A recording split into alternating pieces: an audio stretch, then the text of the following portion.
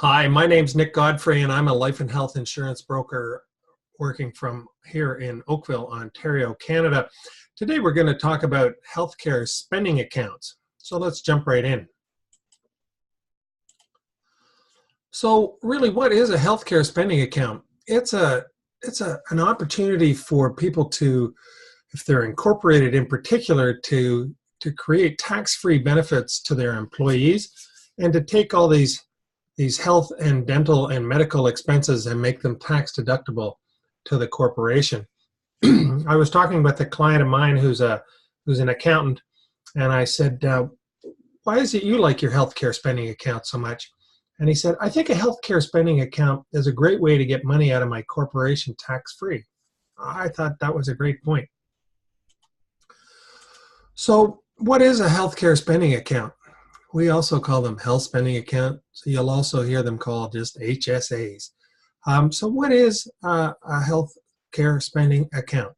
So a health spending account is a trust where an employer allocates a predetermined amount of money to employees at the beginning of each benefit year for coverage of their medical and dental expenses. Pretty straightforward. The employee is limited by their predetermined funding allocation and can spend their allocation on it's very flexible, any eligible expense as determined by CRA. The list can be found on the CRA website. So what is eligible? Laser eye surgery, not typically covered under a regular group insurance plan. You can get that. Glasses, many plans only cover $150 or $250. You can run the whole amount through your healthcare spending account. Major dental, you can see in most plans, it's really just fillings and cleanings and very basic kind of stuff.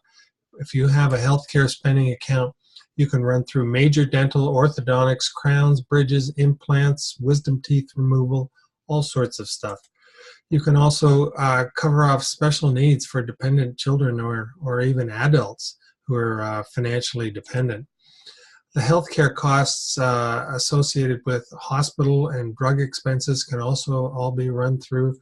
And the best thing to do is really to check with the CR website, and if it's an eligible expense in accordance with CRA, you're good to go.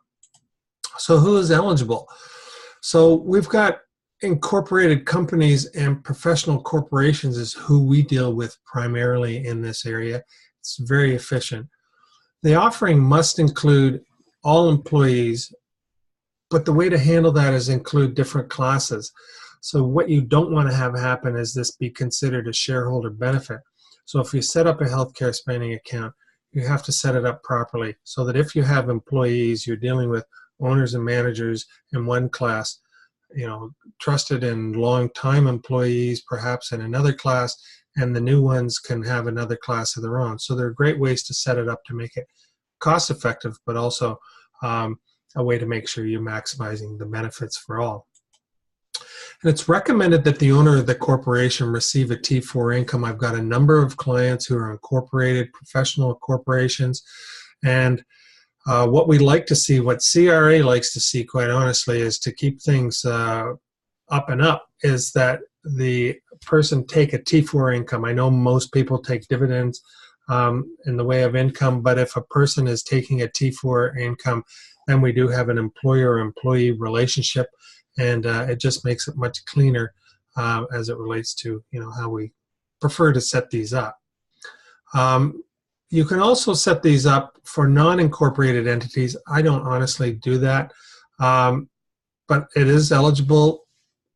You need to be self-employed, but then you have to cover all your employees. It's not quite as flexible as an incorporated healthcare spending account, but it can be done. So setup fees, these vary, but typically you can expect to pay $250 to have a healthcare spending account set up. I've seen some that are more, I've seen some that are less, and these are tax-deductible expenses. And then there are really no charges to set up each employee, and and no other fees really that need to be done in terms of, you know, signing up new employees or terminating employees or anything like that. It's really just a a setup fee, and then the other fees are at claim time. So let's talk about the taxes and the administration fees and kind of how they work. And we're really talking about Ontario here. So this is, you only pay fees on a healthcare spending account when you're actually using it. There's no maintenance fees. These are my preferred. I mean, some people do require a monthly deposit. I prefer the ones that are, you set them up and you only pay when you use it. So you have a 10% administration fee. This is for adjudicating the claims, making sure that they're legitimate claims and that they charge 10% for that. Then there's the government steps in on top. There's HST of 13% required on the administration fee. Provincial government again, or at least another level of government, PST, 8% is required on that. So we've got HST, PST, and then again, the Ontario government's involved with a premium tax of 2%. So what's all that mean? Well, here's an example. This is an actual claim sheet. Let's say Bob went and had a crown done. It cost $1,000. Well, you can see that there's the $1,000, $100 admin fee. Subtotal is $1,100. So we've got some HST on the admin fee. We've got PST, thanks to the provincial government, and we have some more premium tax. So you're looking at $1,215. That's what that will cost to get that claim done. So how's it work? So let's say that guy Bob goes to the dentist and has a crown done. He then has to pay the dentist because this is a reimbursement style plan.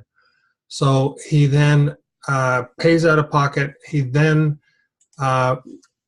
completes that claim form, submits that to the healthcare spending account. The healthcare spending account then bills the company, which is your company. They send that $1,215 to the healthcare spending account. Healthcare spending account redeems or takes the administration fee, takes the taxes, and sends those off to the government, and then returns Bob his $1,000 into his pocket, and he's now a happy guy. So what's happened? Bob spent $1,000. He's got his $1,000 back, and he's got his teeth fixed, so he's a happy guy. And then all the expenses were washed through the healthcare spending account, and the company got to write everything off just like they were writing off heat and light and telephone and all those sorts of things. So that's kind of how that works. So there are some carry forward options. There are some kind of ways to set these healthcare spending accounts up because it's a notional account. You're not actually giving the client money and depositing it into their account. It's a notional amount that you're giving them. And for example, you gave an employee $2,000 in a year. Well, what if they don't use it all? So you have some options. So we'll talk about that. So the first option is to say, listen, we gave you a notional amount of $2,000, but you didn't use it, you lose it. That's the end of it. So next year, you get a fresh $2,000 and you can start on that one. The other one you could do is to say, you know what, we gave you $2,000, but you only used $1,000 of it. We're going to let you carry that $1,000 forward. So next year you have $3,000 that you can spend, and we're okay with that.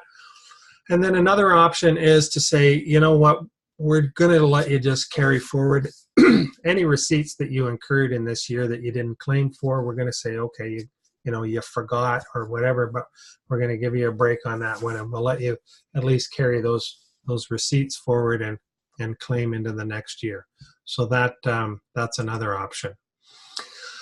So a healthcare spending account is not insurance. It really is just accounting. It's administration, money in, money out, and some fees and taxes. But what you can purchase within this healthcare spending account is travel insurance, and I think that's worth having. So the employee can actually say, you know what, I want to be covered in case I get really sick or if I'm traveling outside the country, and we have a package that can be purchased. It's not very expensive. A whole family can be covered for around $300 a year. A couple's less, and a single's obviously less than that. And it covers them if they're outside the country and they have a really, a bad experience, they have a heart attack or step on a nail or anything that happens, so that they're going to be covered for up to $2 million when they're out of the country. The other thing that I think is really important is catastrophic insurance coverage. So if somebody gets really sick, and this is for within Canada, this is in province. So if somebody were to experience a cancer incident, and they ended up with $20,000 worth of drugs, then this catastrophic insurance kicks in, and we call it also stop loss coverage. So it's got a $1,500 deductible. So that means that the person's going to pay the first $1,500 out of their pocket.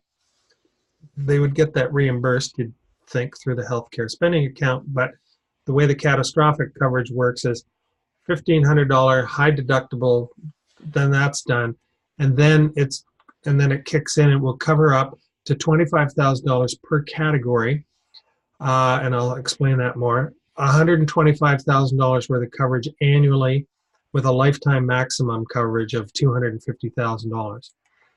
So the expense categories are as follows. So if somebody were to be in hospital, they would get semi-private hospital room and board covered up to $25,000. Again, private duty nursing has been ordered and prescribed by a physician. They're going to get that covered. Prescription drugs, serum, and vaccines, that'll be covered. Ambulance, including air ambulance, would be covered. Services of a specific licensed practitioner, so if they needed something in particular, they would be covered in there. Rental of durable medical equipment. Accidental dental coverage. This is really great. This is insurance. They pay a premium every year for this. They can pay on a monthly basis, but they get real coverage. So what have we got here in summary? We've got a plan that provides tax-free benefits to employees. Excellent. It's all tax deductible to the corporation, to the business, so we like that. There are no funding requirements, so once the plan is set up, if people aren't using it, it costs nothing. The funding provides quick claim turnaround, so you can fund it. You don't have to, but if people have a number of employees in their corporation, I suggest that they put a float in of maybe $2,000 or $3,000 into the healthcare spending account. That way there's quick turnaround for the employees when they do claim. If there is no float, the administrator will get an email and says, here's a claim for $2,000, please send us money. Administrator goes on, does online banking, sends it up. The claim is processed, and the claim money is deposited into the employee's bank account, all electronically. You can do it with a smartphone. It's very slick and works extremely well. So we do all this paperless claiming. You take a picture of the claim form, you take a picture of your receipt, and you email it off to the healthcare spending account administration people, and it's done. It is a reimbursement plan. There are no cards like you'd have a drug card, or you'd be, having your dental company just billing the insurance company. It doesn't work that way. They're going to have to pay out of their pocket first and then get reimbursed. And we need to limit the benefit to about 10 to 15% of annual income. That's kind of the rule of thumb, if you will. So we don't want to get crazy healthcare spending account limits in here. We want to make sure that we don't throw any red flags up for Revenue Canada to come in and complete an audit. So healthcare spending accounts let you remove money tax-free from your business to pay for your health and dental expenses. I think it's a great way to go. If you haven't got one, you really should be thinking about it. Give me a call. I'd be more than happy to answer your questions. They're very straightforward, and I hope you'd enjoyed today's presentation. Thanks very much for attending.